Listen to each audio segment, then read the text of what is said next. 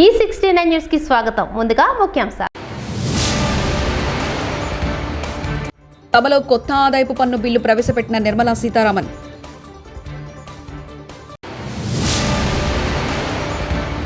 తమిళనాడులో స్వామిమలై క్షేత్రాన్ని సందర్శించిన పవన్ కళ్యాణ్.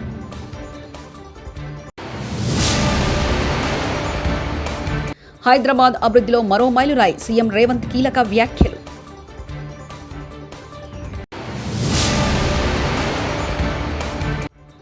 కృష్ణలంక పిఎస్కు మాజీ ఎమ్మెల్యే వల్లభనేని వంశీ. కేంద్ర ఆర్థిక శాఖ మంత్రి నిర్మలా సీతారామన్ కొత్త ఆదాయ పన్ను బిల్లును గురువారం లోక్సభలో ప్రవేశపెట్టారు. ఈ బిల్లు పన్ను నిబంధనలకు క్రమబద్ధీకరిస్తుంది. అలాగే అభివృద్ధి చెందుతున్న ఆర్థిక విధానాలకు అనుగుణంగా కొత్త నిబంధనలు ప్రవేశపెట్టవచ్చు. పన్నుల వ్యవస్థను ఆధునీకరించడంతో పాటు సరళీకృతం చేయడానికి ప్రభుత్వం విస్తృత ప్రయత్నంలో భాగంగా ఈ బిల్లును తీసుకొచ్చింది. మైక్రోసాఫ్ట్ విస్తరణలో యువతకు మరిన్ని ఉద్యోగాలు లభించనున్నాయని తెలంగాణ ముఖ్యమంత్రి రేవంత్ రెడ్డి వ్యాఖ్యానించారు. హైదరాబాద్లో మరో కొత్త మైక్రోసాఫ్ట్ ఫెసిలిటీని ప్రారంభించుకోవడం మనందరికీ గర్వకారణంగా ఉందని ఆయన తెలిపారు. హైదరాబాద్ జర్నీలో ఇదొక మైలురాయి అని చెప్పారు. మైక్రోసాఫ్ట్ హైదరాబాద్ మధ్య సుదీర్ఘ భాగస్వామ్యం ఉందని అన్నారు. హైదరాబాద్ గచ్చిబౌలిలో మైక్రోసాఫ్ట్ విస్తరణలో భాగంగా నూతన భవనాన్ని ఇవాళ గురువారం ముఖ్యమంత్రి రేవంత్ రెడ్డి ప్రారంభించారు. ఈ కార్యక్రమానికి మంత్రి శ్రీధర్ బాబు ఉన్నతాధికారులు హాజరయ్యారు. I congratulate you as we stand at the new Microsoft facility built in 1.1 million square feet in Hyderabad. It's a milestone in the journey of Microsoft of Hyderabad. Microsoft and Hyderabad have a long partnership. Microsoft India recently celebrated 25 years journey. You have created global innovation and impact from Hyderabad. I'm happy to share that this new facility and expansion by Microsoft will generate thousands of high-value jobs, empowering our youth. AI is the future. Microsoft and state government of Telangana are now partners to launch Advantage Telangana, which includes AI Foundations Academy. With this partnership, Telangana and Microsoft will introduce AI education to 500 government schools and also use AI for governance and public services. This investment will also strengthen our startup ecosystem and give access to mentorship, AI tools and global network. I say with pride that Microsoft will establish an AI center of excellence in collaboration with my government. This center will develop cloud-based AI infrastructure, including an AI knowledge hub. I thank the leadership team of Microsoft for their continued trust in Telangana. Your commitment to innovation matches our vision, Telangana Rising. Together, we will script a great success story. Thank you, one and all. ఆలయాల సందర్శనలో భాగంగా AP deputy CM Janasena అధ్యక్షుడు పవన్ కళ్యాణ్ తమిళనాడులో పర్యటిస్తున్నారు. గురువారం ఉదయం ఆయన తంజావూరు జిల్లా కుంభకోణం సమీపంలో స్వామిమలై క్షేత్రానికి చేరుకున్నారు. ఆలయ అధికారులు ఆయనకు ఘన స్వాగతం పలికారు. కుమారస్వామిని దర్శించుకున్న పవన్ ప్రత్యేక పూజలు నిర్వహించారు. పవన్ వెంట ఆయన కుమారుడు అఖిరానందన్, తిరుమల తిరుపతి దేవస్థాన బోర్డు సభ్యుడు ఆనంద్ సాయి ఉన్నారు.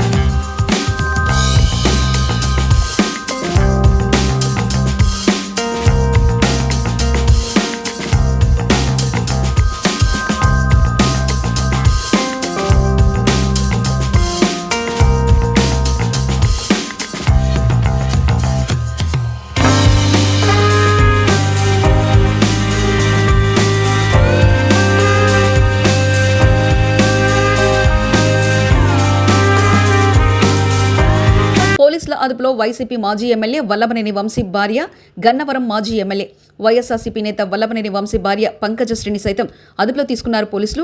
గురువారం ఉదయం వల్లభనేని వంశీని విజయవాడ పడమట పోలీసులు హైదరాబాద్లో అరెస్ట్ చేయగా, దీంతో భర్త కోసం హైదరాబాద్ నుంచి విజయవాడకు బయలుదేరిన క్రమంలో నందిగామ వై జంక్షన్ వద్ద ఆమె కారును పోలీసులు అడ్డుకున్నారు. కారు ముందు సీట్లో ఉన్న వ్యక్తిని బలవంతంగా దించేసి ఆ వాహనంలో కూర్చున్న కంచికచర్ల సీఐ ఇదేమిటని అడిగితే వాళ్ళ నుంచి స్పందన లేదు. ఆపై వంశీ భార్య ఉన్న కారును పోలీసులు దారి మళ్లించి ముందుకు తీసుకెళ్లారు.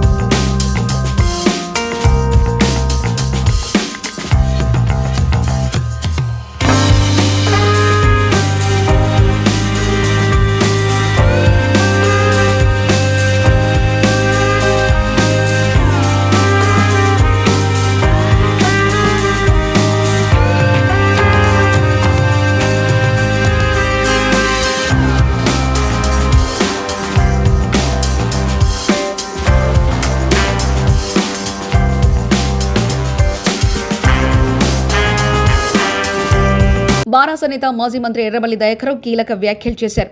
కాంగ్రెస్ పార్టీకి చెందిన 25 మంది ఎమ్మెల్యేలు ముఖ్యమంత్రి రేవంత్ రెడ్డికి వ్యతిరేకంగా సిద్ధమవుతున్నారని వ్యాఖ్యానించారు.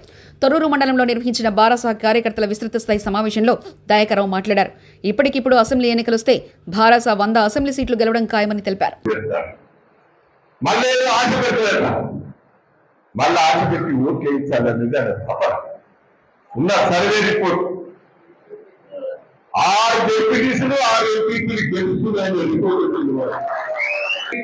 ప్రభుత్వం అక్కడిని ఫ్లాప్ అయింది. మీకు తెలుస్తుంది 25 మంది ఎమ్మెల్యేలు ఒకటే ఇప్పుడు రేవంత్ రెడ్డి దించడం ముసుగుల గుడ్లాట అయిపోయింది. రాహుల్ గాంధీ క్యాన్సర్ అయింది. ఎందుకు? రాహుల్ గాంధీ వరంగల్కి వచ్చి జనంలో అభిప్రాయం తీసుకుందామని. రేవంత్ రెడ్డి ఎట్లా చేస్తారు? రేవంత్ రెడ్డిని అబద్ధం మాటలు చెప్తాను. ఏం దిగేసినా చేసినా రాహుల్ గాంధీ చెప్తాను. రాహుల్ గాంధీ టైం కూడా ఇస్తారు. వీడికి ఈ మోసకారాన్ని తెలిసిపోయి రాహుల్ గాంధీ గారు కూడా 6 నెలల నుంచి టైం ఇస్తారు. నిన్న వరంగల్ కొద్దామని ప్రయత్నం చేస్తే ఇక నా పనులు పోతున్నట్టు పోయి కాలు కట్టుకున్నారు. ఫోన్ చేసి వార్తలు అని చెప్పిండు. ఈ మాటలన్నీ ఢిల్లీలో చెప్పిండు రాహుల్ గాంధీ. తెలంగాణలో మొత్తం చేసినాం, రుణమాఫీ చేసినాం, రైతు బంధు ఇచ్చినాం, 2004 పెంచాం అన్ని చెప్పిండు. ఆ ఢిల్లీ వాళ్ళు అన్ని తెలుసుకొని ఏం చేయలేదంటే గురువులకు కాంగ్రెస్ ఢిల్లీలో మహారాష్ట్రలో ఢిల్లీ పెట్టిండు. అంటే కాంగ్రెస్ పార్టీ అంతా అబద్ధాల కూడా తెలిపి. దయచేసి ఇప్పుడు ఏమనుకుంటారు? కేసీఆర్ కోరుకుంటూ తప్పు చేసిన అంట కదా, అంటారా లేదు? 100 సీట్లు చేస్తాం. మనం ఇప్పుడు ఎన్నికలు వస్తే 100 సీట్లు చేస్తాం. 100 సీట్లు ఇప్పుడు ధైర్యం ఉండాలి. చంద్రబాబు ఆధ్వర్యంలో ఎన్డీఏ కూటమి సత్యదూరమైన హామీలిచ్చి అబద్ధాలు చెప్పి గద్దెనెక్కింది. ఎన్డీఏ రాజకీయ, సామాజిక, ఆర్థిక విధానాలు ఎదుర్కోగలిగింది వైఎస్ జగన్ మాత్రమేనని, జగన్ గారి వెంట నడవాలని నిర్ణయించుకున్నామని తెలిపారు. రాష్ట్రానికి మెడికల్ సీట్లు వద్దని రాసిన ఏకైక ముఖ్యమంత్రి చంద్రబాబు. నన్ను సాధారణంగా ప్రేమగా ఆహ్వానించిన అందరికీ ధన్యవాదాలు. సింగరమలగా అభివృద్ధికి, వికాసానికి అందరితో కలిసి పనిచేస్తాను. కార్యకర్తల నమ్మకాన్ని, ధైర్యాన్ని కాపాడుతానని తెలియజేసుకుంటున్నానంటూ సైకి శైలజానాథ్ వైఎస్ఆర్సీపీ నేత వ్యాఖ్యానించారు. జగన్మోహన్ రెడ్డి నాయకత్వంలో ఉన్న వైఎస్ఆర్సీపీ పార్టీని నమ్మి ఇక్కడి నుండి ఎన్డీఏ కూటమిని ఎదుర్కోవాలి అనే ఉద్దేశంతో చేరడం జరిగింది. ఈ సందర్భంగా మీతో ఒక మాట చెప్పాలనుకుంటా ఉన్నాను.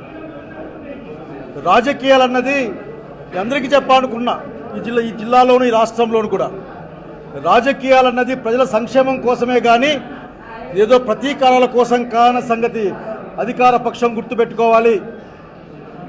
మిమ్మల్ని గెలిపించింది మీరు సూపర్ 6 అమలు చేస్తారని. సూపర్ 6 అమలు చేయలేని డబ్బులు లేవని మాట్లాడిన బాబు గారు, సీఎం గారు, గౌరవంగా అడుగుతా ఉన్నాం మిమ్మల్ని. మాట ఇచ్చేటప్పుడు మీకు ఆ మాత్రం గుర్తు లేదా? మీ దగ్గర పైసలు ఉన్నాయో లేదో ఆలోచన లేదా? ఆలోచన లేకుండా మీరు మాట ఇచ్చింటే మమ్మల్ని మాయ చేద్దామని, మోసం చేద్దామని, ఒకవేళ ఇప్పుడు చేయకూడదు అనుకుంటే మీరు మాకు చేయకూడదనే కోరిక ఉండడం వల్ల తప్ప ఇంకోటి కాదని నేను బలంగా నమ్ముతా ఉన్నా. మీరు ఆ రోజు ఎన్నికల్లో చెప్పారు కదా, 12 లక్షల కోట్ల రూపాయలు జగన్మోహన్ రెడ్డి గారు అప్పులు చేశారు అని చెప్పేసి. అదే అసెంబ్లీలో మళ్ళీ 6.5 లక్షలకి 7 లక్షలకు కుదించి దాదాపు 7 లక్షల కంటే తక్కువ కోట్ల అప్పు ఉన్నాయని చెప్పారు కదా. అంటే అచ్చంగా మీకు ఇప్పుడు 4 లక్షల కోట్లు 5 లక్షల కోట్లు లాభం వచ్చింది కదా ఆ లెక్కల్లోనే. సూపర్ 6 అమలు చేయడానికి సంవత్సరానికి 48,000 50,000 కోట్ల ఖర్చు అవుతాయని మీ లెక్కలు చెప్పారు కదా. ఆ లెక్కన 10 సంవత్సరాలు చెప్పొచ్చు 5 లక్షల కోట్లు అయితే. 3 లక్షల కోట్లు అనుకున్నా కానీ ఏ సంవత్సరం కూడా ఇబ్బంది లేకుండా ఆఖరికి సూపర్ 6 అమలు చేయొచ్చు. మీరు దయచేసి ప్రజలకు ఇవ్వాలంటే మీకు కష్టంగా ఉంటుంది. కేవలం పేరు ప్రఖ్యాతులకి ఫోటోల కోసం మాత్రం మీరు కార్యక్రమాలు చేస్తారు. అట్లా కాకుండా తక్షణం సూపర్ 6ని అమలు చేయాలి. మన ఎవరో మాట్లాడుతూ ఉన్నారు, క్షమాపణలు గిమాపణలు ఇక్కడ పనిచేయవు. ప్రజలకు ఏం మాట ఇచ్చారో పాలకుడిగా ఆ పని చేసి తీరాలి. తక్షణం సూపర్ 6 అమలు చేయమని డిమాండ్ చేస్తూ ఉన్నాం. ఒక్క రంగం కాదు, అన్ని రంగాల్లో ఈ రోజున వెనుకబాటుతున్నాం.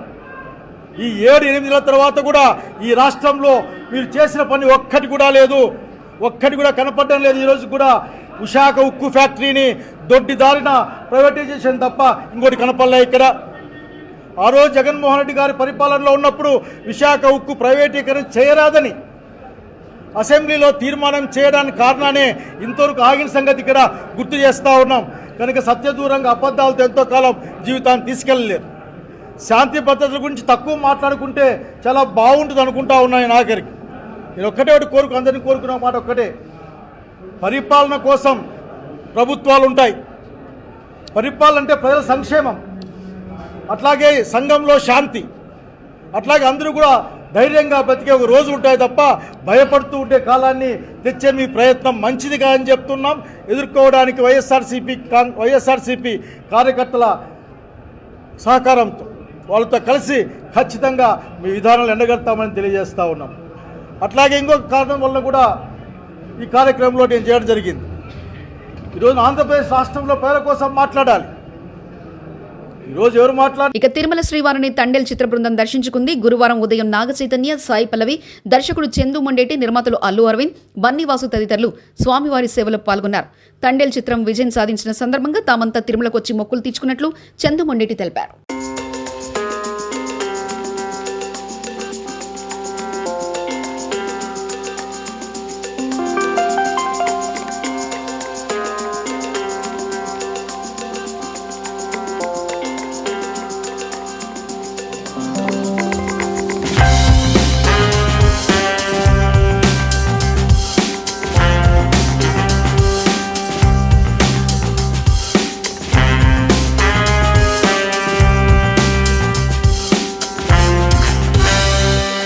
సినిమాకి ముందు, మా తండేల్ సినిమాకి ముందు వాసు గారు వచ్చి స్వామిని కోరుకున్నారు. ఈ సినిమా చాలా పెద్ద హిట్ అవ్వాలి, అఖండ విజయం అవ్వాలని. ఆయన కోరిక ఫలించింది, స్వామి కరుణించాడు. అందుకని ఆయన కోరిక అందరూ మళ్ళీ మొక్కు తీర్చుకోవడానికి నేను, వాసు గారు, మా హీరోయిన్ అరవింద్ గారు అందరూ ఫ్యామిలీతో సహా ఇక్కడ వచ్చామండి. Thank you very much. Telugu ప్రేక్షకులకు కూడా ఈ సినిమాని ఇంత అఖండ విజయాన్ని ఇచ్చినందుకు అందరికీ ధన్యవాదాలండి. ముఖ్యంగా వెంకటేశ్వర స్వామి. ఖచ్చితంగా ఒకవేళ ఎన్ని అడ్డంకులు వచ్చినా, ఎలాంటిది వచ్చినా కానీ స్వామి అవన్నీ తీసేసి మా సినిమాని పెద్ద సక్సెస్ని చేసి ఇచ్చారు ఆయన. అందుకనే అండి మళ్ళీ ఈయన కోరుకున్న మొక్కు, మా కోసం వాసు గారు ఈ సినిమా కోసం కోరుకున్న మొక్కుని తీర్చడానికి తండేల్ టీం అంతా ఇక్కడికి వచ్చింది. సభలో కొత్త ఆదాయపు పన్ను బిల్లు ప్రవేశపెట్టిన నిర్మలా సీతారామన్.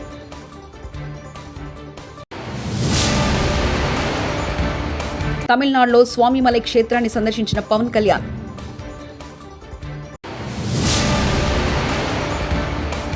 హైదరాబాద్ అభివృద్ధిలో మరో మైలురాయి, సీఎం రేవంత్ కీలక వ్యాఖ్యలు.